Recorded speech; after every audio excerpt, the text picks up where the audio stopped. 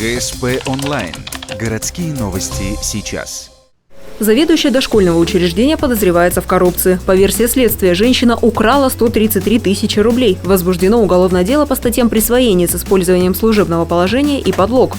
С октября 2014 по апрель 2015 управленец выписывала премии сотрудникам, но деньги просила вернуть. Говорила, что потратит на нужды учреждения, например, наймет на работу дворника. Воспитатели не перечили, однако одна из сотрудниц пожаловалась мужу. Он и сообщил информацию в полицию. Премиальные выплаты начислялись в соответствии с действующим положением и на основании тех мероприятий, которые проходят у нас, в данном случае в этом дошкольном образовательном учреждении. Это конкурсы, это участие в различных уровнях мероприятий. Просто премиальные выплаты были завышены, но со стороны, я так полагаю, руководителя, дабы возвраты неких денежных средств были потом произведены уже работниками. Женщина характеризуется положительно, к административной и уголовной ответственности не привлекалась. Раньше работала музыкальным руководителем, в должности заведующей 8,5 лет. Нареканий к ее работе со стороны управления образования нет.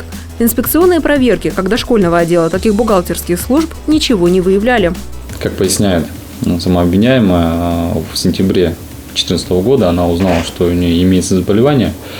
И поскольку полагая, что на лечение и дальнейшую реабилитацию ей нужны деньги, она решила присвоить денежные средства, которые принадлежат управлению образования города Ухты. Деньги подозреваемая вернула, вину признала, говорит, раскаивается. В данный момент она продолжает занимать свою должность. 17 августа фигурантка уголовного дела обратилась к начальнику управления образования с просьбой выйти в отпуск. Уезжать не планирует, находится под подпиской о невыезде. Как сообщила Наталья Безносикова, подозреваемая планировала переехать в другой город и еще до следствия принесла заявление об увольнении. Однако этот вопрос решили оставить до вынесения приговора. Санкции инкриминируемых статей предусматривает до 6 лет лишения свободы.